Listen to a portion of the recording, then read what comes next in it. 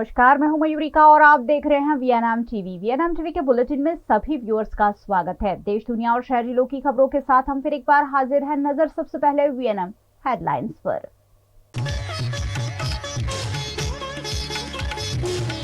शराब नीति मामले गरमाई दिल्ली की राजनीति, आम आदमी पार्टी और भाजपा ने किया विरोध प्रदर्शन।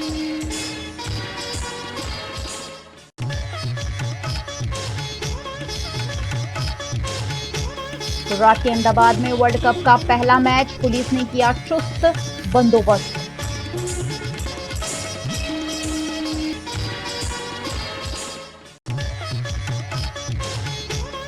और इजरायल का डेलीगेशन बड़ोदरा दौरे पर, भारत इजरायल सांस्कृतिक केंद्र स्थापित करने की पहल।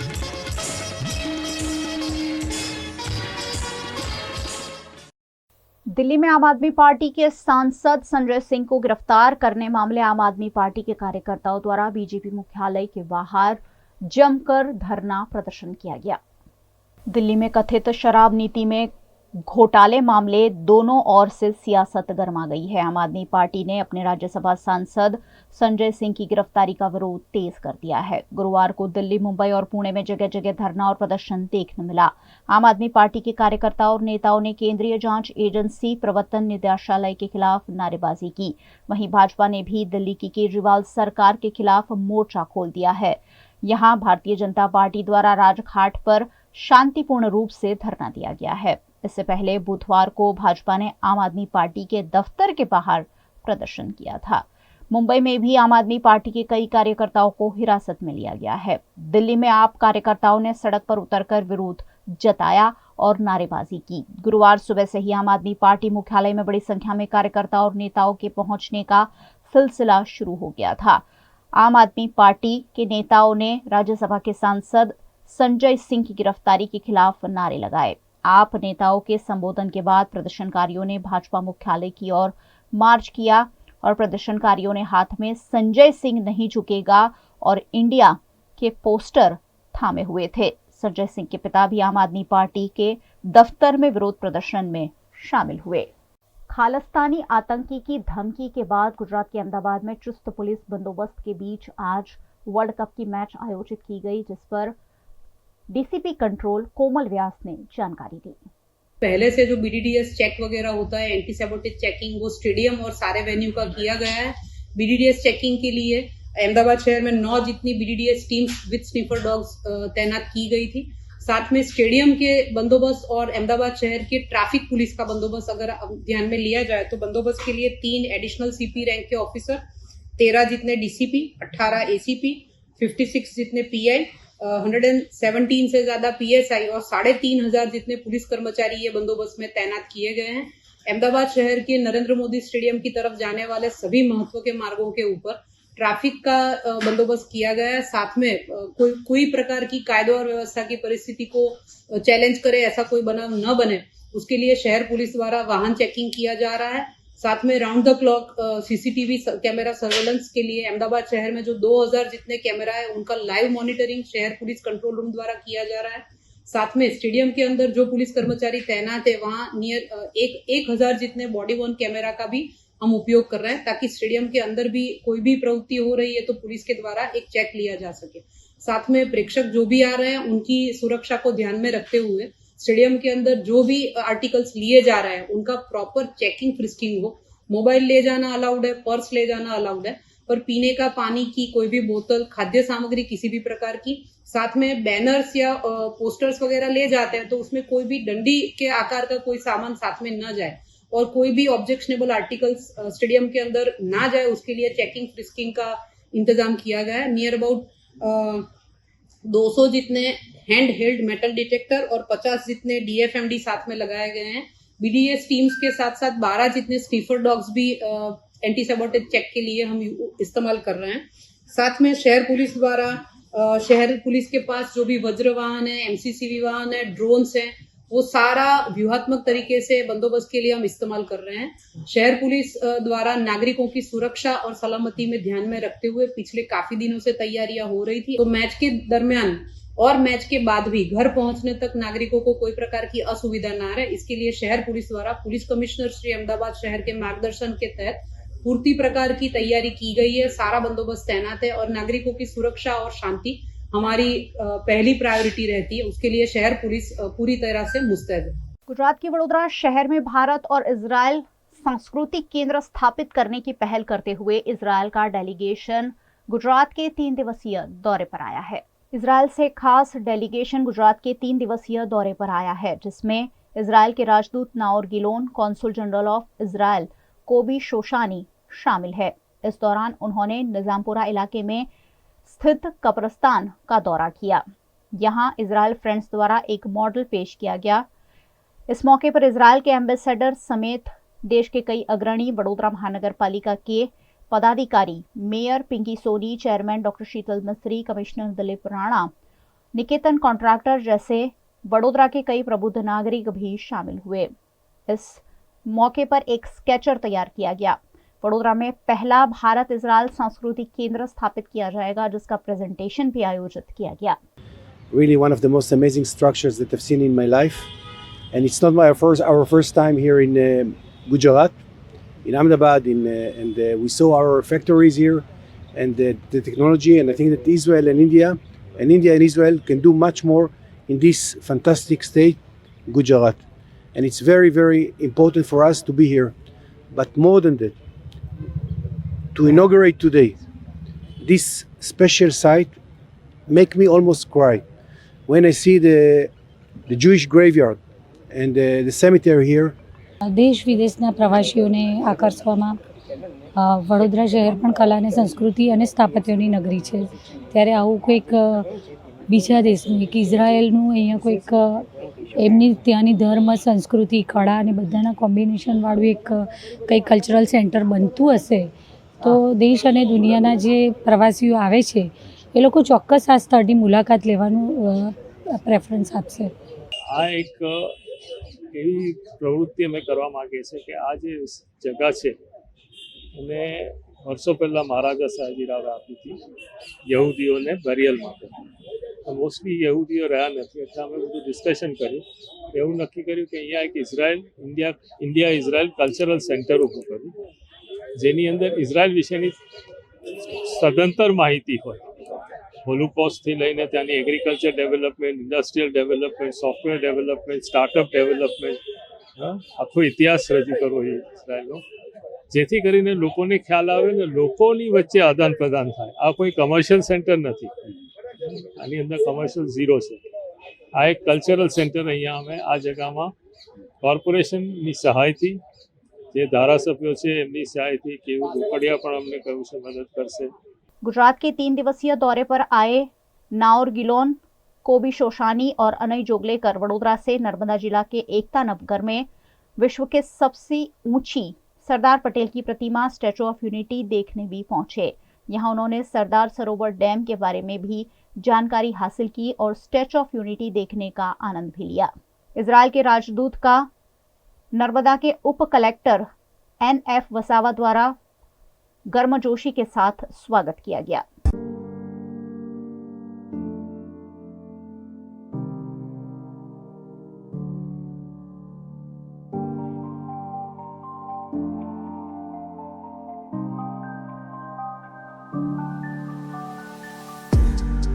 विश्व की सबसे ऊंची 182 मीटर की सरदार पटेल की प्रतिमा देखकर इजराइल के राजदूत काफी अभिभूत दिखे। उन्होंने सरदार साहब की प्रतिमा की व्यूइंग गैलरी से नर्मदा डैम के भी दर्शन किए। उन्होंने इन यादों को अपने मोबाइल में भी कैद किया।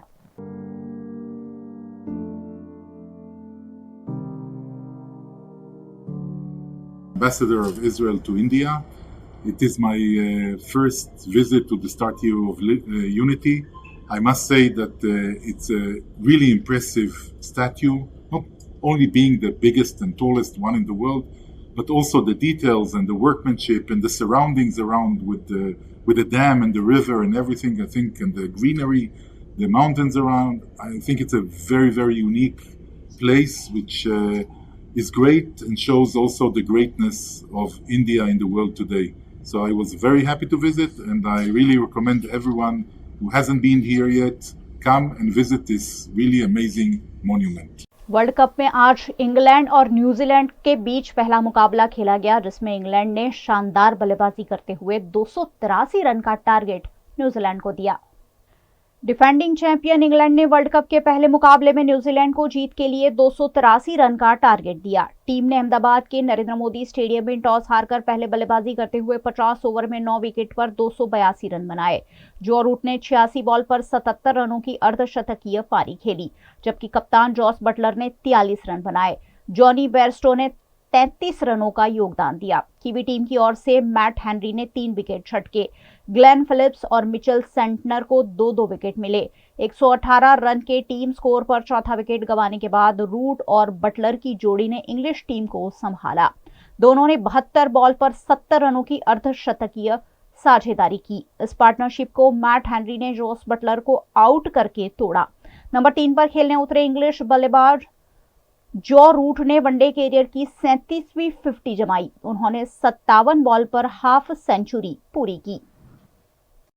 दिल्ली की शराब नीति मामले आज राजधानी में दिन भर घमासान देखने मिला। एक और आम आदमी पार्टी ने धरना प्रदर्शन किया, वहीं दूसरी ओर दिल्ली की कोर्ट में मनीष सिसोदिया और संजय सिंह की जमानत पर सुनवाई हुई। दिल्ली शराब नीति घोटाला मामले में आज गुरुवार यानी 5 अक्टूबर को कोर्ट में 2 मामले पहुंचे। पहला सुप्रीम कोर्ट में पूर्व डिप्टी सीएम मनीष सिसोदिया की जमानत याचिका पर सुनवाई और दूसरा आम आदमी पार्टी के सांसद संजय सिंह को दिल्ली की राउज एवेन्यू कोर्ट में पेश किया गया।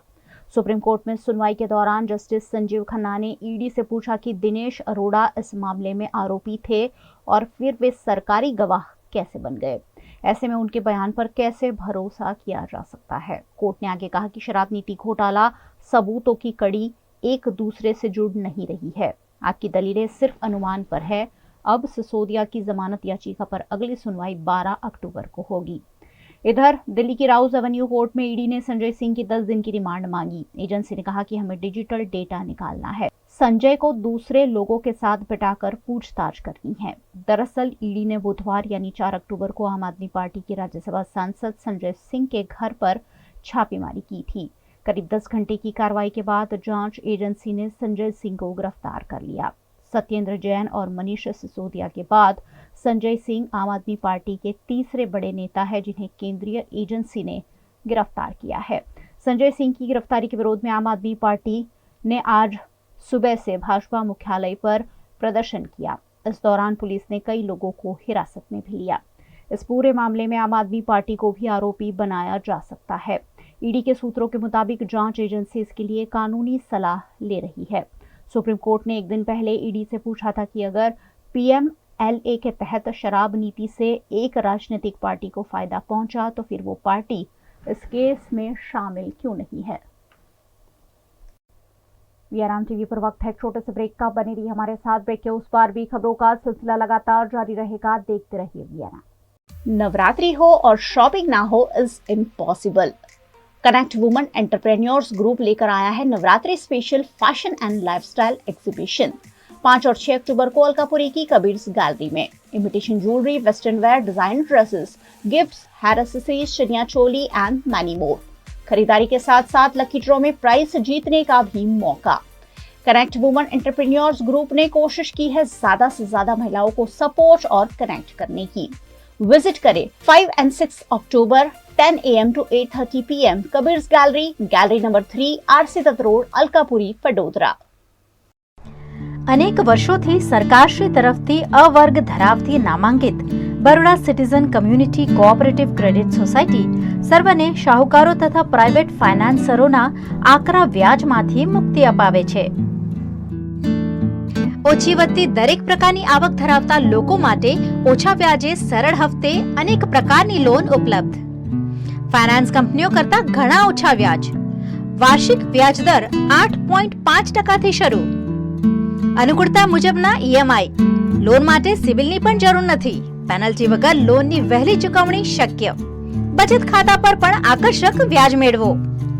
तुरंत संपर्क करो Baroda citizen community cooperative credit society limited 203B Ivory terrace circuit house ની સામે અલકાપુરી વડોદરા।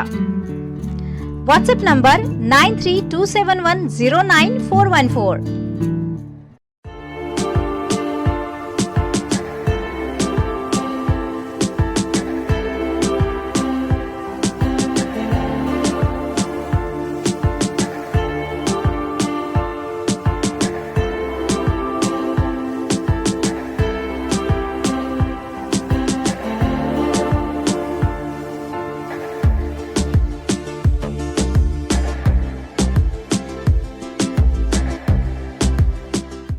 भारत ले रहा है इलेक्ट्रिक अंगड़ाई। क्यों ना हम साथ चले, साथ चले, साथ बढ़े, साथ बढ़े, देश मेरे, देश मेरे।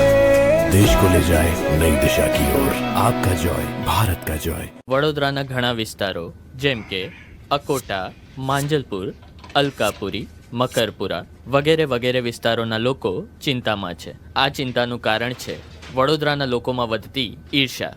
જી હા, અને આ ઈર્ષાનો સ્ત્રોત છે તરસાલી એરિયામાં આવેલ રેઝિડેન્શિયલ પ્રોજેક્ટ દર્શનમ પ્લેસ. ઘણી બધી એમિનિટીઝથી ભરપૂર આ 2 અને 3 BHK પ્રોજેક્ટ બની ગયો છે નવા ઘર શોધવાવાળા લોકો માટે એક અનોખો અવસર.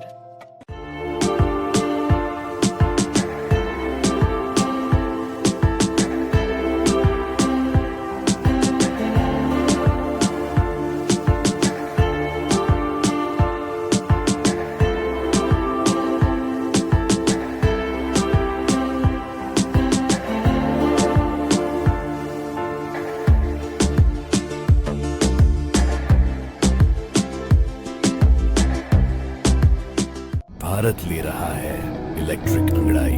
क्यों ना हम साथ चले, साथ चले, साथ बढ़े, साथ बढ़े, देश मेरे, देश मेरे। देश को ले जाए नई दिशा की ओर। आपका जॉय, भारत का जॉय। मध्य प्रदेश और राजस्थान में विधानसभा चुनाव का ऐलान भी नहीं हुआ है, लेकिन उससे पहले ही देश प्रधानमंत्री नरेंद्र मोदी ने यहां ताबड़तोड़ चुनाव प्रचार शुरू कर दिया है। प्रधानमंत्री नरेंद्र मोदी आज यानी 5 अक्टूबर को राजस्थान और मध्य प्रदेश के दौरे पर रहे। दोपहर में वे जबलपुर पहुंचे, जहां उन्होंने 12,600 करोड़ से ज्यादा की लागत वाले प्रोजेक्ट्स का उद्घाटन और शिलान्यास किया। साथ ही गोंडवाना की वीरांगना रानी दुर्गावती की 500वीं जयंती पर आयोजित कार्यक्रम में भी वे शामिल हुए। जबलपुर में पीएम ने कहा कि 2014 से पहले कांग्रेस के घोटालों की हेडलाइन बनती थी। हमने कांग्रेस की भ्रष्ट व्यवस्था को बदलने का अभियान छेड़ा। 11 करोड़ फर्जी नाम हटाए ताकि सही लोगों को पैसा पहुंच सके। ये वो नाम थे जिनका जन्म ही नहीं हुआ था। ये दफ्तरों से खजाना लूटने बहाना बन गया था। ये मध्य प्रदेश और छत्तीसगढ़ की कुल आबादी से भी ज्यादा है। 2014 की बात याद कराऊं? आप कहें तो कराऊं? आप देखिए, जो आज 20-22 साल के हैं ना, उनको तो शायद पता ही नहीं होगा, क्योंकि उस समय वो 8, 10, 12 साल के होंगे। उनको पता ही नहीं होगा कि मोदी आने से पहले क्या हाल था। तब आए दिन कांग्रेस सरकार के हजारों करोड़ रुपए के घोटाले हेडलाइन बना करते थे।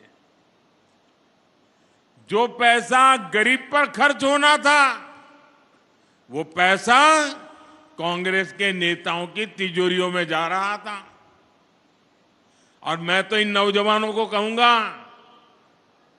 वो तो ऑनलाइन वाली पीढ़ी है, जरा गूगल पे जाके सर्च करेंगे 2013-14 के अखबारों की जरा हेडलाइन पढ़ दीजिए, क्या हालत थी देश की। और इसलिए भाइयों बहनों, 2014 के बाद जब आपने हमें सेवा करने का मौका दिया, तो कांग्रेस सरकार की बनाई उन भ्रष्ट व्यवस्थाओं को बदलने का हमने एक अभियान चलाया। उधर भी स्वच्छता अभियान चला दिया। हमने टेक्नोलॉजी का इस्तेमाल करके करीब करीब 11 करोड़, ये आंकड़ा याद रखोगे? जरा जवाब देंगे तो पता चलेगा। ये आंकड़ा याद रखोगे? ये आंकड़ा याद रखोगे? 11 करोड़ फर्जी नामों को हमने सरकारी दफ्तरों से हटाया। कितने? कितने? जरा जोर से बोलिए, कितने? 11 करोड़। ये 11 करोड़ नाम कौन से थे? ये वो नाम थे जिनका कभी जन्म ही नहीं हुआ था, लेकिन सरकारी दफ्तर से खजाना लूटने का रास्ता बन गया था। कांग्रेस ने इनका झूठे नाम, फर्जी नाम कागजी दस्तावेज तैयार कर दिए। ये मध्य प्रदेश और छत्तीसगढ़ की कुल आबादी है ना, उससे भी ज्यादा बड़ा आंकड़ा है 11 करोड़। ये 11 करोड़ फर्जी नाम जो सच्चे गरीब लोग हैं, असली गरीब लोग हैं, उनका हक छीन करके खजाना लूटने का काम हो रहा था। 2014 में आने के बाद ये मोदी ने सब कुछ साफ कर दिया।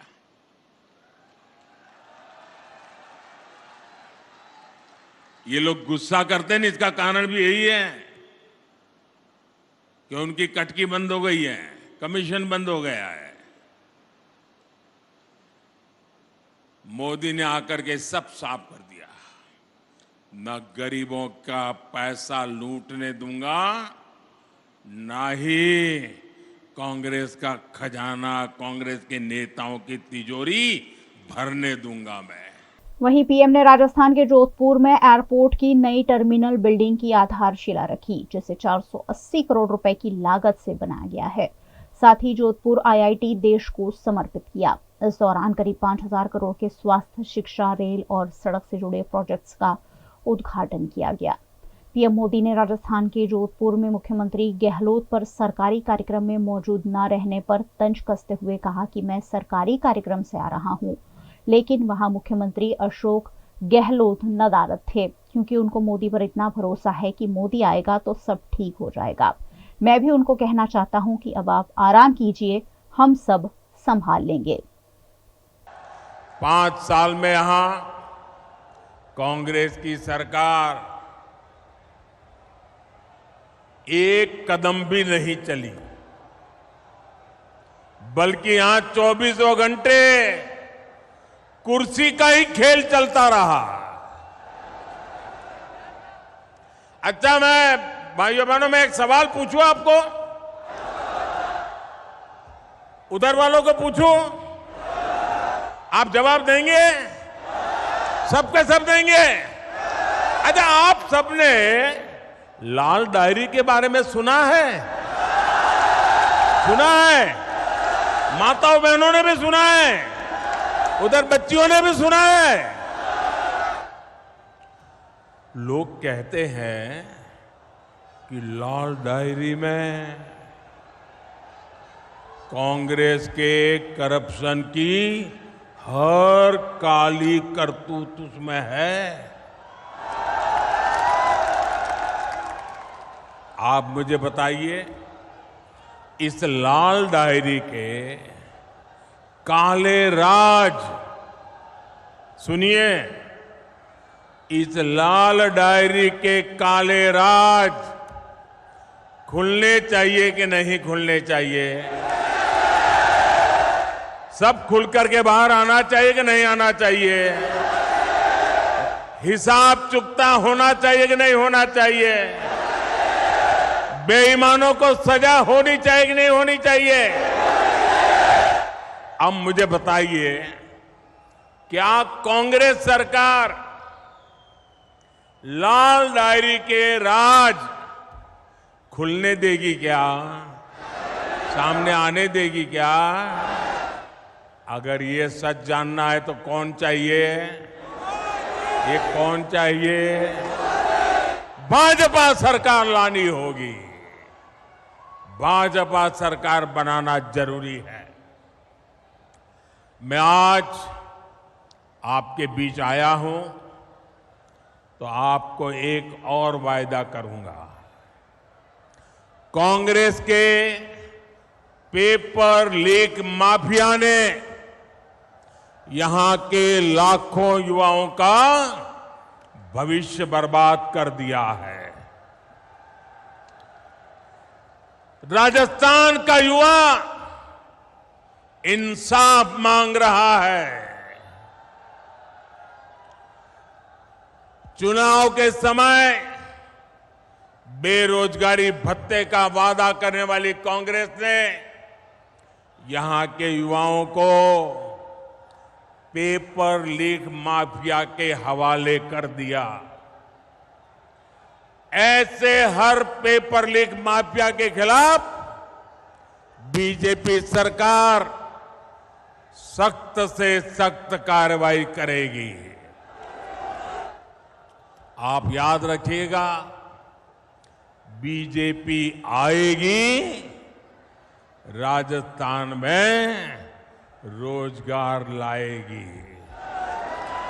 भाजपा आएगी, राजस्थान में पेपर माफिया को मिटाएगी।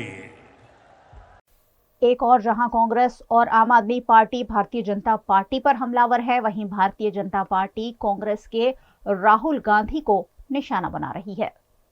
भाजपा ने गुरुवार को अपने सोशल मीडिया हैंडल पर राहुल गांधी का एक पोस्टर जारी किया और उन्हें नए जमाने का रावण बताया। पार्टी ने लिखा कि नए जमाने का रावण यहाँ है। वे दुष्ट, धर्म और राम विरोधी है। उनका एकमात्र लक्ष्य देश को बर्बाद करना है। भाजपा की ओर से जारी पोस्टर में राहुल के 7 सिर दिखाए गए हैं। इस पर लिखा है कि भारत खतरे में है। तस्वीर के ठीक नीचे बड़े अक्षरों में रावण लिखा हुआ है। उनके नीचे अंग्रेजी में a Congress party production directed by George Soros लिखा है। दरअसल भाजपा ने राहुल को सोरोस से क्यों जोड़ा, ये भी आपको बता देते हैं। भाजपा ने आरोप लगाया है कि जॉर्ज सोरोस के लोग कांग्रेस की भारत जोड़ो यात्रा में शामिल हुए थे। इसके अलावा भाजपा नेताओं ने ओपन सोसाइटी फाउंडेशन नाम के एक गैर सरकारी संगठन का नाम लिया है। भाजपा नेताओं का दावा है कि ये एनजीओ अमरीकी अरबपति जॉर्ज सोरोस की ओर से वित्त पोषित है और उसके उपाध्यक्ष सलील शेट्टी कांग्रेस की भारत जोड़ो यात्रा में शामिल हुए थे। केंद्र सरकार द्वारा पारित कराए गए महिला आरक्षण बिल में हाल ही में विपक्ष ने ओबीसी आरक्षण का मुद्दा उठाया था। इसी बीच भारतीय जनता पार्टी ने दलित जनसंख्या अध्ययन का कार्यक्रम शुरू कर दिया है। गुजरात में इन दिनों भारतीय जनता पार्टी द्वारा दलित जनसंख्या अध्ययन कार्यक्रम का आयोजन किया गया है। इसी के तहत वडोदरा में वार्ड नंबर 7 में दलित जनसंख्या अध्ययन कार्यक्रम में रावपुरा के विधायक और गुजरात विधानसभा के मुख्य दंडक बालकृष्ण शुक्ल भी शामिल हुए। उन्होंने दलित परिवार, रोहित समाज, मणकर समाज और वाल्मीकि समाज के अग्रणियों और विभिन्न श्रेणी के प्रबुद्ध नागरिकों और महिलाओं का संपर्क कर उन्हें सरकार द्वारा दी गई योजनाओं की जानकारी दी और साथ ही उनकी समस्याओं की जानकारी भी हासिल की। આખા દેશમાં ભારતીય જનતા પાર્ટી દ્વારા સેવાવસ્તીમાં જઈને તેમનું અધ્યયન કરવાનો આ સંપૂર્ણ દિવસનો જે કાર્યક્રમ છે તે અંતર્ગત આજે વડોદરા શહેરના રાવપુરા વિધાનસભા વિસ્તારના વોર્ડ નંબર 7ના સેવાવસ્તીમાં અમે આવ્યા છે। અમારી સાથે અમારા પૂર્વ નેતા, પૂર્વ મહામંત્રી સદાનંદભાઈ દેસાઈ, પૂર્વ મેયર, પૂર્વ મહામંત્રી સુનિલભાઈ સોલંકી, વડોદરા મ્યુનિસિપલ કોર્પોરેશનના નેતા અને કોર્પોરેટર મનોજભાઈ, કોર્પોરેટર બંદીશભાઈ, વોર્ડના પ્રમુખ ક્રિનલભાઈ અને તેઓની ટીમ સાથે જ્યારે આ વિસ્તારમાં આવ્યા છે ત્યારે આ વિસ્તારના સેવાવસ્તીના અને વડોદરા શહેરના સિનિયર મોસ્ટ કાર્યકર્તા એવા રમેશભાઈ રાજાના ત્યાંથી અમે અમારો કાર્યક્રમની શરૂઆત કરી છે। જીવનશૈલીના અભ્યાસની સાથે આંતરમાળખાકીય સુવિધાઓમાં શું કરવા જેવું છે તે બધાનું આયોજન અને આકલન કરવા માટે થઈને આજે જ્યારે આ પ્રવાસ છે, આખા દિવસ દરમિયાનનો આ કાર્યક્રમ છે। गुजरात की पूर्व मुख्यमंत्री और उत्तर प्रदेश की गवर्नर आनंदीबेन पटेल के हाथों सूरत में एक क्राफ्ट एग्जीबिशन का आयोजन किया गया है, जिसमें देश के अलग अलग राज्यों से आए हुए हैंडीक्राफ्ट के कलाकार अपनी कला के साथ शामिल हुए हैं। गुजरात के डायमंड सिटी और कपड़ा उद्योग के लिए जाने जाते सूरत शहर में देश भर के क्राफ्ट से जुड़े कारीगरों को प्लेटफॉर्म देने के लिए एक खास प्रयास किया गया है। भारत के विभिन्न राज्य और विभिन्न गांव के हस्तकला के कारीगरों को एक प्लेटफॉर्म देने के भाग रूप यहाँ क्राफ्ट शो का आयोजन किया गया है, जिसका उद्घाटन उत्तर प्रदेश के राज्यपाल आनंदीबेन पटेल के हाथों किया गया। भारत की सभी राज्यों की हस्तकला को एक ही प्लेटफॉर्म पर एकत्रित करने के लिए हर साल सूरत में ये क्राफ्ट शो आयोजित किया जाता है, जहां लोग अपने हाथों से बनाई हुई वस्तुओं को प्रदर्शनी में लगाते हैं, जिसमें हस्तकला, पेपर कला, कांच कला, बुनाई कला समेत के कई आर्ट लोगों के सामने अलग अलग वस्तुओं के रूप में प्रस्तुत किए गए हैं। इस मौके पर उत्तर प्रदेश की राज्यपाल आनंदीबेन पटेल के साथ साथ सूरत के मेयर उपस्थित रहे। 18 स्टेट में ये काम चल रहा है, तो 18 स्टेट के भाई बहन आर्टिस्ट इधर अपनी अपनी प्रोडक्ट लेकर आए हैं और बड़ी खुशी से अपनी प्रोडक्ट का सेल तो होता ही है, लेकिन जो प्रेम भाव, सद्भाव, एकता, एक दूसरों को सहयोग करना, एक दूसरों की प्रोडक्ट देखना और खरीदना, ये सब कुछ भी साथ साथ में वे लोग करते रहते हैं। जितनी संस्थाएं अहमदाबाद सूरत में है वे लोगों का सहयोग भी लेती हैं।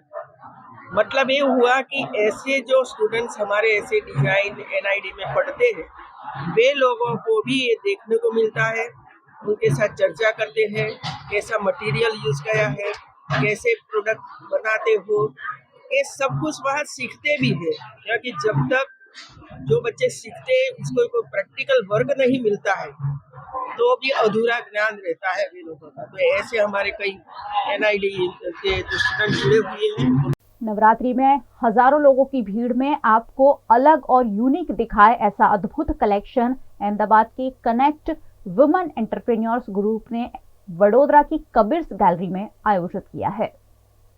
नवरात्रि आने से पहले ही वडोदरा के गरबा प्रेमियों की तैयारियां शुरू हो गई है। वडोदरा के बाजार भी तरह तरह की चनिया चोली, ज्वेलरी समेत की वस्तुओं से सज गए हैं। लेकिन अगर आपके पास बाजार जाने का समय ना हो और फिर भी आपको नवरात्रि की बेस्ट खरीदारी करनी हो तो खास आपके लिए वडोदरा के RC दत्त रोड पर कबीर्स गैलरी में नवरात्रि कलेक्शन का एक्सक्लूसिव एग्जीबिशन आयोजित किया गया है, जिसमें चनिया चोली, ज्वेलरी, कुर्ती का अद्भुत कलेक्शन देखने मिल रहा है।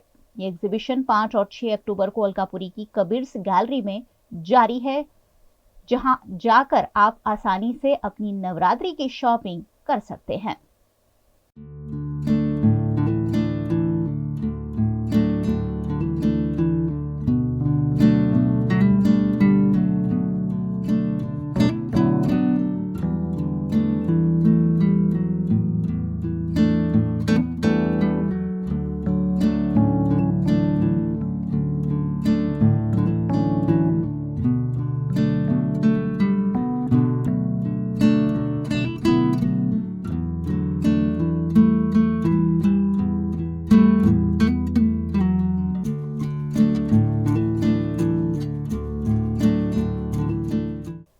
अहमदाबाद के कनेक्ट महिला उद्यमी ग्रुप ने महिला एंटरप्रेन्योर्स को आगे बढ़ाने के उद्देश्य से ये आयोजन किया है। महिलाओं को आर्थिक रूप से सशक्त बनाने के लिए 6 साल पहले कनेक्ट की फाउंडर नायका अग्रवाल ने इस मंच की शुरुआत की थी, ताकि महिलाओं को मौका मिले अपना आर्ट, डिजाइन और हुनर लोगों तक पहुंचाने का।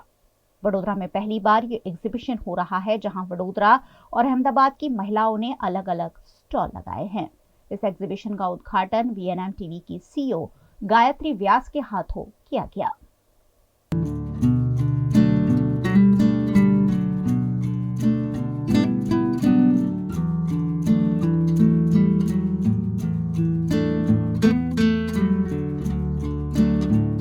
वडोदरा में एग्जीबिशन का तो हम 5 साल से सोच रहे हैं।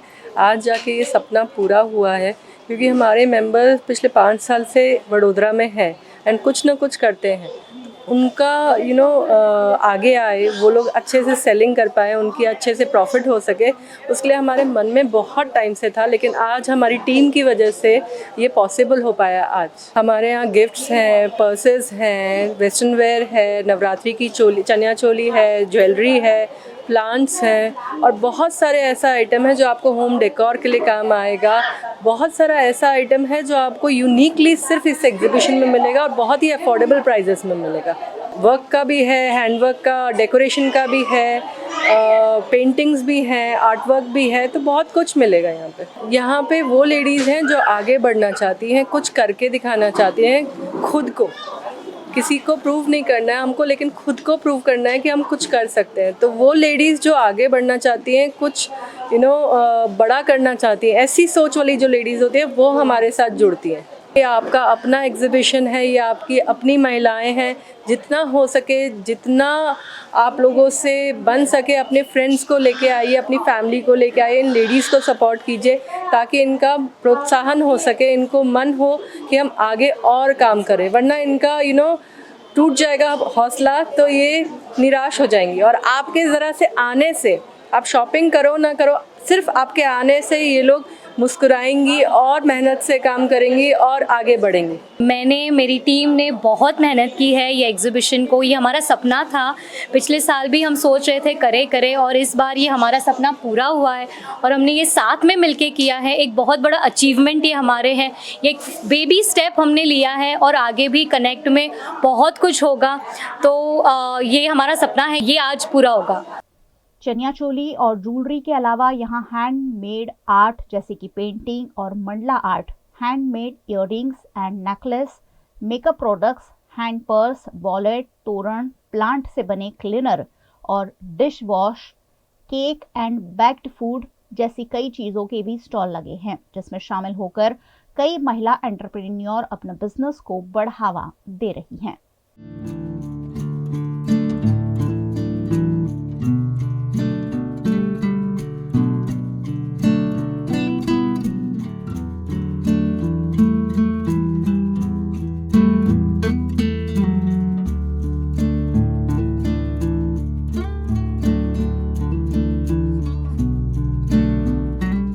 इस एग्जीबिशन में सबसे बड़ी बात तो ये है कि सारी लेडीज़ ने एग्जिबिट किया है, सब अपने अपने आर्ट वर्क को लेकर इस प्लेटफॉर्म पे आए हैं। सब, किसी का आप हैंड वर्क देखेंगे, किसी का आर्ट वर्क देखेंगे और सबसे बड़ी बात है कि कुछ भी चीज़ कॉमन नहीं मिलेगी आपको, हार्डली एक पीस मिलेंगे। So everything is unique here, जो कि आपको मार्केट में अवेलेबल नहीं होगा।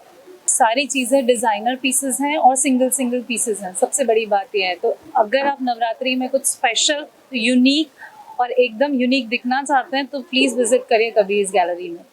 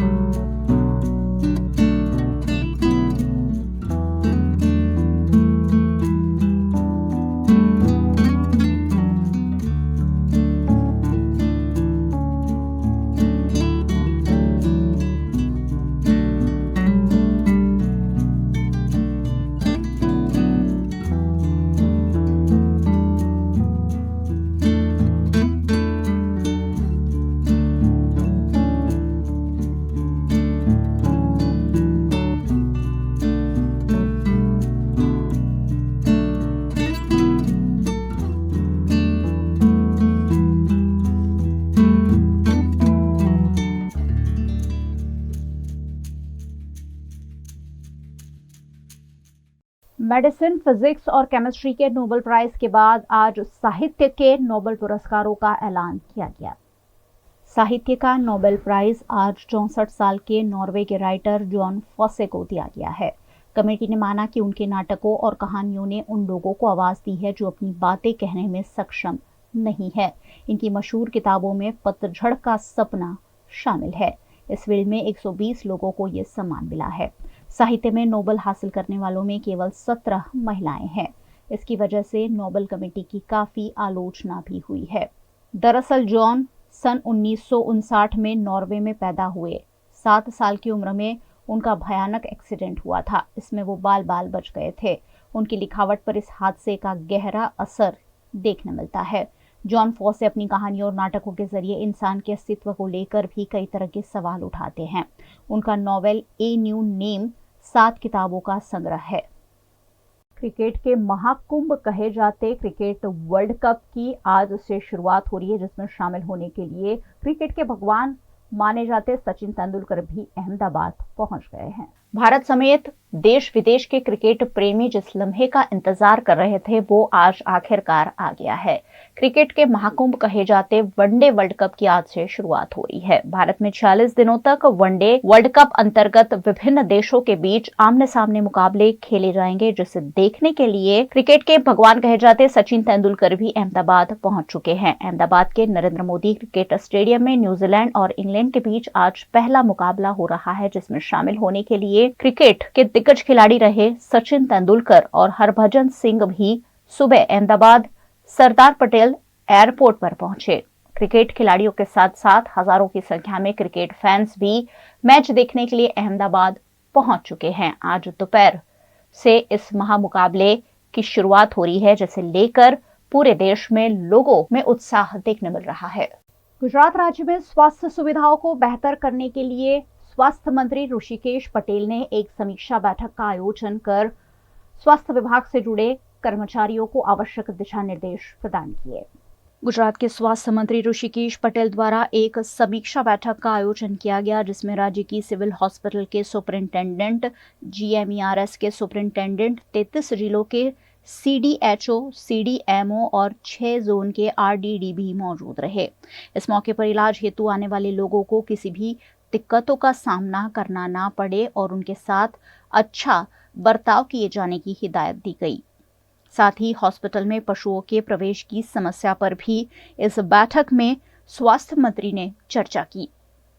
રાજ્યની પ્રજાને સારામાં સારી આરોગ્ય ફેસિલિટી મળી રહે અને જ્યાં આગળ તમારા દ્વારા પણ કોઈ મુદ્દાઓ ધ્યાનમાં લાવવામાં આવ્યા હોય, તમામ મુદ્દાઓની ચર્ચા થઈ અને આખી સરકારી આરોગ્ય વ્યવસ્થા કેવી રીતે સુદૃઢ થાય એના 21 જેટલા મુદ્દાઓ, જેની અંદર પશુઓની હોસ્પિટલમાં એન્ટ્રી, કૂતરાવાળા વિષય હોય કે ક્યાંક નાના મોટા ઢોર પશુઓ પણ અંદર આવી જતા હોય, ત્યાંથી માંડી અને પેશન્ટની જે કેર માટેની આખી વ્યવસ્થા છે, જેમાં ટિકિટ બારીથી લઈ અને એની એક્ઝિટ થાય ત્યાં સુધીની તમામ બાબતોની સમીક્ષા કરવામાં આવી, ચર્ચા કરવામાં આવી અને એ ચર્ચા કેવળ સૂચનાત્મક નહીં, પરંતુ વિભાગના જે અધિકારીઓ અને સાથે મુખ્ય અધિકારીઓ સાથે પ્રોબેબલ સોલ્યુશન્સ, ક્યાંક હોસ્પિટલોની પણ પોતાની મુશ્કેલી હોય અને એ મુશ્કેલીઓને સાંભળી એના નિરાકરણ સાથેની એક કોમ્પ્રિહેન્સિવ વ્યવસ્થા માટેની આજે આપણે ચર્ચા કરી છે. વર્ગ 3 અને 4ના આપણે કરાર આધારિત પોલિસી અમલમાં છે, એ પ્રમાણે અત્યારે ટેન્ડરો પણ થયા છે અને લગભગ એકાદ મહિનાની અંદર તમામ જગ્યાએ એક સાથે લગભગ જિલ્લાના અને સાથે મેડિકલ કોલેજ અને GMERS આ તમામ આપણે મેન પાવર આપણે સપ્લાય કરવાના વર્ગ 3 અને 4માં સ્પેશિયાલિસ્ટ ડૉક્ટરોની વ્યવસ્થામાં જે બોન્ડ આધારિત છે એ ડૉક્ટરોની નિમણૂક કરવાનું પણ ચાલુ કર્યું છે અને ખાસ કરી આદિવાસી જિલ્લામાં આપણી પાસે અત્યારે CPS ડૉક્ટરો વર્ગ 1ના જે ડૉક્ટરો તો આદિવાસી વિસ્તારોમાં મૂક્યા છે, સાથે GPSC દ્વારા આપણને કન્ફર્મ થયેલા MD વગેરે પણ એ જ્યાં વધારે જરૂરિયાત છે એવી જગ્યાએ આપણે પોસ્ટિંગ કર્યા છે, પરંતુ કમ ભાગ્યે આ લોકો ત્યાં હાજર થતા નથી, એના કારણે મુશ્કેલી થતી હોય છે. સેવા સેતુમાં પણ ડૉક્ટરો લેવાની આપણે વ્યવસ્થાઓ કરેલી છે. એટલે જેમ બને એમ શક્ય ઇન્ટિરિયર વિસ્તારોમાં, આદિવાસી વિસ્તારોની અંદર પણ સુપર સ્પેશિયાલિટી અને સ્પેશિયાલિટી સગવડો મળી રહે એના માટેનો રાજ્ય સરકાર પ્રયત્ન કરી રહી છે. गुजरात के वडोदरा शहर के दिवालीपुरा के सिंधी मार्केट में असामाजिक तत्वों द्वारा तोड़फोड़ मामले में पुलिस ने कानूनी कार्रवाई की है। वडोदरा के दिवालीपुरा के सिंधी मार्केट में बीती शाम असामाजिक तत्वों द्वारा व्यापारी के साथ झगड़ा कर मारपीट को अंजाम दिया गया था, जिसकी वीडियो भी सोशल मीडिया पर वायरल हुए थे। इस मामले गोत्री पुलिस ने फौरन एक्शन दिखाते हुए CCTV फुटेज के आधार पर 6 आरोपियों को गिरफ्तार कर उन पर कानूनी कार्यवाही की है। मार मारे छे एमणे वेपारीओ साथे त्यां लाकड़ीओ साथे घुसी जई अने मार मारेल, जे बाबते गोत्री पोलीस स्टेशनमां रायोटिंगनो गुनो दाखल करवामां आवेल छे अने तेमां संडोवाયેલ आरोपीओ कुल 6 आरोपीओने तात्कालिक राउंड अप करवामां आवेल छे अने जे एमने धरपकड़ करवाना चक्रो गतिमान करवामां आवेल छे। हथियारों एमनी पासे पाइप अने लाकड़ीओ हती जे कब्जे करवामां आवेल छे। રહેવાસી बरोड़ा सिटीना छे, सयागंज विस्तार अने छाणी विस्तारना छे। तपास हालमां चालू छे। गुजरात की वडोदरा में अखिल भारतीय विद्यार्थी परिषद द्वारा टेट और टीट के प्रत्याशियों को नियमित करने की मांग करता हुआ आवेदन जिलाधीश कार्यालय में दिया गया है। गुजरात सरकार द्वारा हाल ही में टेट 1 और टेट 1-2 पास उम्मीदवारों की भर्ती ज्ञान सहायक 11 महीने के एग्रीमेंट के आधार पर किए जाने का ऐलान किया है, जिसे लेकर उम्मीदवार चिंतित है। इस मुद्दे विद्यार्थी परिषद द्वारा गुजरात के हर जिले में कलेक्टर को आवेदन देकर उम्मीदवारों को 11 महीने की बजाय परमानेंट रूप से भर्ती किए जाने की मांग की जा रही है। वडोदरा में भी अखिल भारतीय विद्यार्थी परिषद द्वारा न्याय यात्रा का आयोजन करते हुए कलेक्टर कार्यालय पहुंचकर आवेदन देने की कोशिश की, लेकिन कलेक्टर नहीं होने की वजह से विद्यार्थियों ने धरना प्रदर्शन करते हुए मामले को प्रशासन तक पहुंचाया। आज रोज अखिल भारतीय विद्यार्थी परिषद द्वारा टेट 1 के टेट 2 के विद्यार्थियों जो उम्मीदवार है उनको जो 11 मास का कॉन्ट्रैक्ट दिया है वो तद्दन खोटी चीज़ है, क्योंकि जो इतने उम्मीदवार है जो इतनी सालों से मेहनत करते उसके बाद परमानेंट की पहले जैसे भर्ती होती थी पर अभी नहीं होती, तो विद्यार्थी परिषद ये जो सब्जेक्ट है उनको गलत मानते हैं, इसलिए आज न्याय यात्रा के स्वरूप कलेक्टर को आवेदन पत्र सुपुर्द करने जा रहे हैं। जो टेट 1 टेट 2 के विद्यार्थी है उन्होंने एग्जाम दी हुई है और उनको परमानेंट की जगह 11 महीने का करार ऐसा करके उनको करने की तैयारी है सरकार की। तो एबीवीपी का मानना यह है कि ऐसा करार किया जाएगा तो जैसे शिक्षण का स्तर है, आज एक शिक्षक इधर है कल दूसरी जगह जाएगा, उसके बाद दूसरा कोई आएगा, तो जो 11 महीने का करार है उसकी वजह से स्टूडेंट का जो पढ़ने का है जो मोटर है वो सब डाउन हो जाएगा। उनको जो मोटो है जो पढ़ने के लिए स्कूल में आते हैं, जैसे प्राइवेट में होता है आज एक शिक्षक आएंगे कल दूसरा आएंगे, तो ये सब गवर्नमेंट में होने वाला है। तो विद्यार्थी क्या करेंगे? तो हमारी मांग है कि 11 महीने का करार नहीं पर परमानेंट जैसे पहले था ऐसा करना चाहिए, ऐसे हमारी मांग है। क्रिकेट वर्ल्ड कप की शुरुआत आज से भारत में हुई है, जिससे क्रिकेट प्रेमी काफी उत्साह में है। गुजरात के अहमदाबाद एयरपोर्ट पर भी क्रिकेट वर्ल्ड कप का फीवर छाया हुआ दिखाई पड़ रहा है। गुजरात के अहमदाबाद में सरदार वल्लभ भाई पटेल इंटरनेशनल एयरपोर्ट है, जो ICC men's cricket world cup 2023 के लिए विशेष रूप से सजाया गया है। आईसीसी और अहमदाबाद एयरपोर्ट के सहयोग से डोमेस्टिक अराइवल्स के टर्मिनल 1 पर वर्ल्ड कप की 10 फीट ऊंची और 6 फीट चौड़ी life size world cup trophy install की गई है, ताकि यहां आने वाले लोगों को वर्ल्ड कप का फील मिल सके। वर्ल्ड कप समाप्ति तक अहमदाबाद आने वाले विश्व भर के क्रिकेट प्रेमी और सैलानी इस ट्रॉफी के साथ तस्वीर खींचने का आनंद भी ले सकते हैं। एयरपोर्ट पर आने वाले सैलानी इन दिनों ट्रॉफी के साथ अपनी सेल्फी लेकर उनके क्रिकेट टूर्नामेंट की यादों को हमेशा के लिए अपने मोबाइल और कैमरों में कैद कर रहे हैं।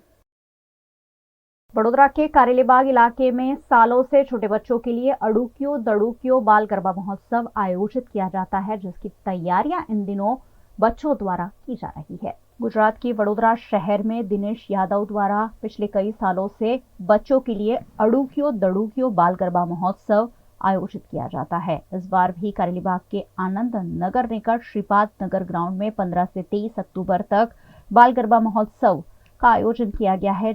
ये गरबा आयोजन बच्चों के लिए होता है और इस आयोजन की विशेषता ये होती है कि बच्चे ही इस गरबा में अपने सुर ताल पर बच्चों को झुमाते हैं। आज यहाँ गरबा सिंगिंग का लाइव डेमो आयोजित किया गया, जिसमें ध्रुव सोनी, जो आंखों से देख नहीं पाते हैं, वो सभी के आकर्षण का केंद्र बने।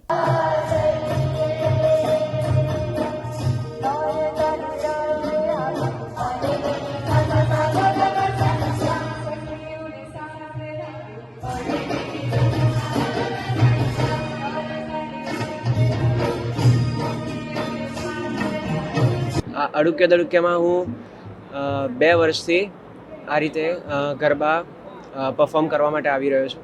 હે માને આજે હું શ્રીફળ ચડાવું, આવી છે નોરતાની રાત। હે માને આજે હું શ્રીફળ ચડાવું, આવી છે નોરતાની રાત। જય જય આરાસુરની રાણી, પાવાગઢની તું પટરાણી, માં તું સર્વ શક્તિશાળી, સૌના દુખડા તું હરનારી। દુઃખહારિણી સુખકારિણી, दुखहारिणी सुखकारिणी। हे माने आजे हूँ श्रीफल चढ़ाऊं, आवी छे नौरतानी रात। इस मौके पर आयोजक दिनेश यादव ने कहा कि सभी 10 दिनों तक बच्चों को अलग अलग इनाम देकर प्रोत्साहित भी किया जाएगा। दिनेश यादव ने सभी बच्चों से इस गरबा आयोजन में शामिल होने का आह्वान भी किया है। અડુક્યો દડુક્યો બાળ ગરબા મહોત્સવ છેલ્લા 2001ના વર્ષથી શરૂ કરવામાં આવ્યા હતા। ત્યારથી અડુક્યો દડુક્યો ટ્રસ્ટની સ્થાપના કરી અડુક્યો દડુક્યો સાર્વજનિક ટ્રસ્ટ દ્વારા આનું આયોજન થાય છે। અડુક્યો દડુક્યો ટ્રસ્ટે એ ટાઈમે આયોજન એ રીતનું કર્યું કે ભાઈ આ કોન્સેપ્ટ બાળકો જ ગાય, બાળકો જ રમે ને બાળકો જ વગાડે, એ રીતના અમે બાળકોને તૈયાર કરીને બાળકોને સ્ટેજ આપવાનો પ્રયત્ન અમારા ટ્રસ્ટ દ્વારા કરવામાં આવ્યો હતો અને એમાં અમે સક્સેસ થયા। ભૂતકાળમાં અમારા ત્યાંથી બધા બહુ બાળકો આજે મોટા મોટા સ્ટેજ પર ગરબા ગાવી રહ્યા છે, જેમ કે સ્વરિત કેલકર, રિષભ દોશી, અનિકેત કુલકર્ણી, ધ્વનિ ભેસાણીયા।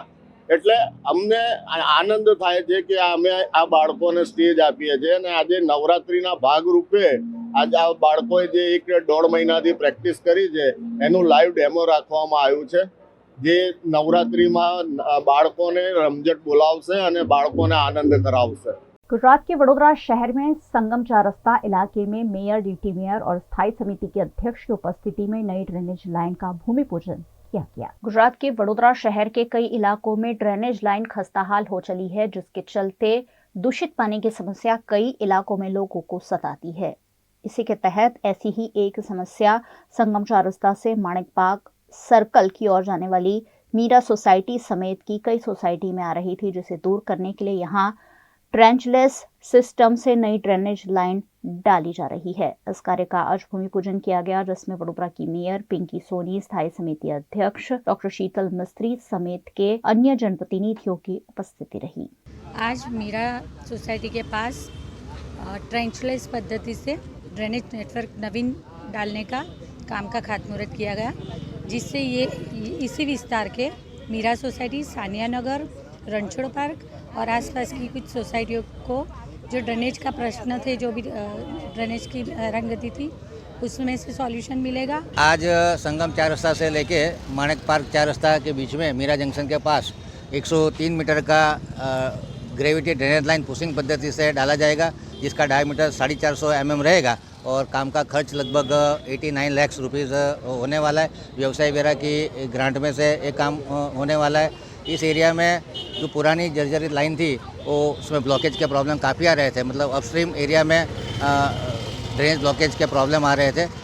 लोगों की शिकायत और काउंसिलरों के सूचन के आधार से खास करके वार्ड नंबर 7 का इलाका है, इसके काउंसिलर श्वेताबेन उत्तेकर, भूमिका राणा आज विशेष रूप से उपस्थित रहे।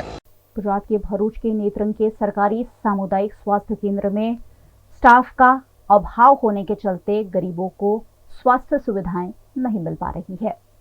गुजरात राज्य में सरकार द्वारा सुचारू स्वास्थ्य सुविधाओं के दावे तो किए जाते हैं, लेकिन हकीकत उससे कुछ अलग ही है। गुजरात के भरूच जिला के नेत्रंग में सामूहिक स्वास्थ्य केंद्र है और 5 CHC केंद्र है, लेकिन स्टाफ के अभाव में यहाँ गरीब मरीजों को स्वास्थ्य सुविधाएं नहीं मिल पा रही है। यहाँ के निजी डॉक्टर गरीब मरीजों को हजारों से लेकर लाखों रुपयों का खर्च करवाते हैं, लेकिन सरकार द्वारा उचित स्वास्थ्य सुविधाएं प्रदान नहीं की जा रही है। यहाँ के सरकारी स्वास्थ्य केंद्रों में स्टाफ की भर्ती करने की मांग कांग्रेस के अग्रणी शेर खान पठान ने की है। नेत्रंग तालुका में एक सामूहिक आरोग्य केंद्र ने एना नीचे 5 PSC केंद्र आवेला छे। आज वर्षोथी करोड़ों रूपियाना खर्चे सामूहिक आरोग्य केंद्र बनावीने सरकार द्वारा आज त्या डॉक्टरोनी एक पण त्या मेडिकल ऑफिसर नथी, त्या पूरतो स्टाफ नथी। 96 गामनो आ नेत्रंग तालुका छे। गामे गामथी लोको दवाखाना ने होस्पिटल माटे आवे छे। गरीब अने आदिवासी मध्यम वर्गना लोको त्यां वसे छे, पण त्यां वर्षोथी आज केटला टाइमथी जग्याओ खाली छे। एक्सरे मशीनो होय, ब्लड टेस्ट होय, सोनोग्राफीना तमाम मशीनो धूळ खाय छे, त्यारे एनी अंदर CDHO द्वारा एनी देखरेख करवामां आवे छे, जे डॉक्टर धुड़िया द्वारा एनी देखरेखनी हेठळ आ सामूहिक आरोग्य केंद्र चाले छे।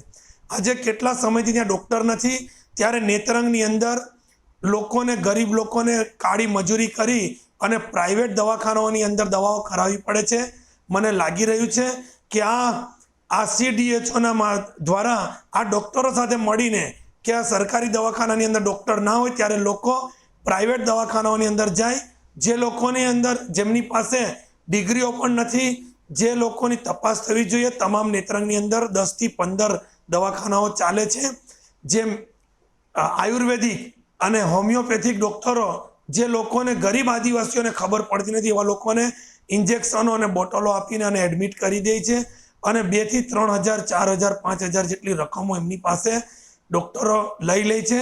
ત્યારે તાત્કાલિક ધોરણે જે મહેકમ પ્રમાણે એક મેડિકલ ઓફિસર અને હાથની નીચે બીજા 2 મેડિકલ ઓફિસરોની નિમણૂક કરવામાં આવે, પૂરતો સ્ટાફ નિમણૂક કરવામાં આવે અને આ તાત્કાલિક આ દવાખાનાઓ બંધ કરવામાં આવે. गुजरात के पाटन का पटोला देश विदेश में मशहूर है. इन दिनों पटोला की काफी फैशन भी चल रही है. ऐसे में बड़ोदरा के प्रीत्स कलेक्शन द्वारा पटोला से बनी गई वस्तुओं की खास एग्जीबिशन आयोजित की गई है. गुजरात के वडोदरा शहर में इन दिनों नवरात्रि की धूम है. इसी के तहत वडोदरा के मांजलपुर में स्थित प्रीत्स कलेक्शन द्वारा 4 से 6 अक्टूबर तक पटोला से बनाई गई स्पेशल चनियाचोली, साड़ी और ज्वेलरी का एग्जीबिशन आयोजित किया गया है, जिसका बड़ी संख्या में लोग लाभ ले रहे हैं. साथ ही इस मौके पर महिलाओं को तनाव मुक्त करने के लिए विशेष फन एक्टिविटीज का आयोजन भी किया गया है. हाउजी और म्यूजिकल चेयर जैसे कई आयोजनों के साथ यहाँ महिलाएं गरबा खेलती हुई भी नजर आई. नवरात्रि से पहले ही पटोला, बंधेज और बनारसी फैब्रिक से बनाए हुए चनियाचोली, साड़ी और ज्वेलरी की बिक्री 4 से 6 अक्टूबर तक 3 दिनों तक जारी है, जिसमें शिरकत करने के लिए वडोदरा की सभी महिलाओं को अनुरोध किया गया है. इस दौरान विजेता बनने वाली महिलाओं को पटोला से बनाए गए पर्स, ज्वेलरी और साड़ी इनाम में दिए जा रहे हैं.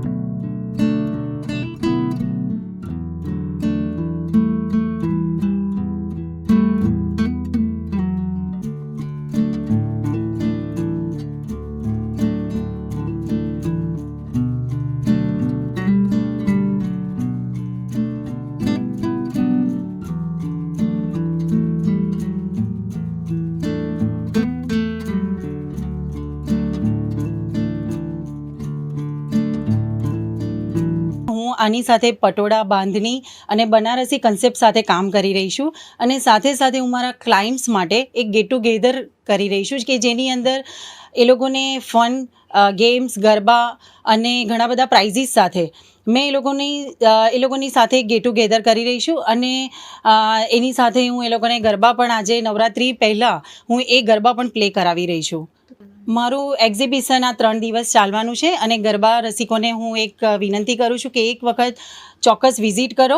આ વખતે ખાસ મારા જે પણ ચણિયાચોળી છે એની અંદર મેં લો રેન્જમાં પટોળા બાંધણી સાથે એક लो रेंज નો कंसेप्ट लावी रही हूँ. गुजरात के वडोदरा जिला के शिनौर में तालुका पंचायत की पहली सामान्य सभा आयोजित की गई, जिसमें विभिन्न कमेटियों का गठन किया गया. वडोदरा के शिनौर में तालुका विकास अधिकारी और तालुका पंचायत अध्यक्ष की अध्यक्षता में प्रथम सामान्य सभा का आयोजन किया गया. इस मौके पर कार्यकारी और न्याय समिति की रचना की गई. 2.5 साल की समयावधि पूर्ण होने पर 1 महीने पहले अध्यक्ष उपाध्यक्ष के चुनाव का आयोजन किया गया.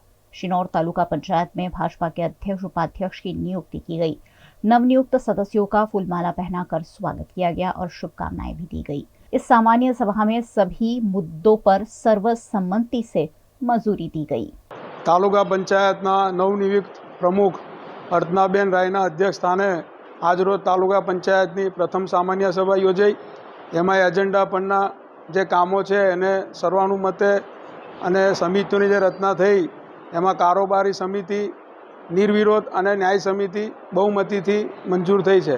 ભારતીય જનતા પાર્ટીના મહામંત્રી સાહેબ આજ રોજ મેન્ડેટ લઈને આવ્યા અને મેન્ડેટ પ્રમાણે સામાજિક ન્યાય સમિતિ અને કારોબારી સમિતિની વરણી થઈ છે. તો કારોબારી સમિતિ અને ન્યાય સમિતિના દરેક સદસ્યોને ભારતીય જનતા પરિવાર વતી હું હાર્દિક શુભેચ્છા પાઠવું છું. અને આજે પ્રમુખ સ્થાનેથી જે 33% મહિલા અનામત બિલ આપણા આદરણીય વડાપ્રધાન નરેન્દ્રભાઈ મોદી સાહેબે લોકસભામાં મંજૂર કર્યું તેના બદલ એમને ખૂબ ખૂબ અભિનંદન પાઠવતો પ્રમુખ સ્થાને ઠરાવ કર્યો છે. वीएनएम बुलेटिन में आज बस इतना ही। वीएनएम के समाचारों को आप रोज रात 9 बजे फेसबुक और यूट्यूब पर तो लाइव देखते ही है, साथ ही डेली हंट, वोडाफोन टीवी, जियो टीवी और जियो टीवी फाइबर पर भी वीएनएम की खबरों को 24 घंटे लगातार देखा जा सकता है। देखते रहिए वीएनएम, जुड़े रहिए वीएनएम के साथ। नमस्कार।